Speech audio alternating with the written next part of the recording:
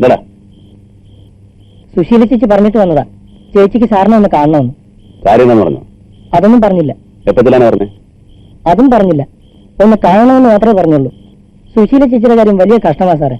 ഇപ്പൊ വേറൊരു പെണ്ണുകൂടി ഉണ്ട് അവിടെ. ചുമ്മാ ഒന്നും കാര്യമൊന്നുമല്ല, ഗിരിച്ചേട്ടൻ കൊണ്ടുവന്നത് തന്നെ, വീട്ടുവേലയ്ക്കൊന്നും പറഞ്ഞു. അതിനൊന്നും അല്ലെന്നേ. അപ്പൊ ഞാൻ പോട്ടെ സാറേ. ചേച്ചിയോട് എന്താ പറയണ്ടേ? നാളെ രാവിലെ ചെല്ലാനോ? ഓ,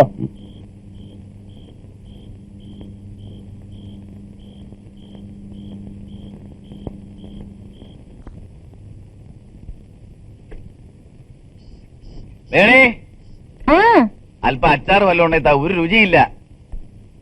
ഒരു രുചിക്കാരൻ. പിന്നെ നീ എന്തുണ്ടാക്കിയാലും രുചി ഒന്ന് തന്നെയാ. ഉപ്പും മുളകും മല്ലിയും ജീരവും ഒക്കെ തന്നെയല്ലേ കൂട്ട്, എല്ലാം ഒന്ന് തന്നെയാ. എന്താ ഒരു ഫിലോസഫി? സന്തോഷം കൊണ്ട് എന്റെ ദൗത്യം വിജയകരമായിട്ട് അവസാനിക്കാൻ പോവാണ്.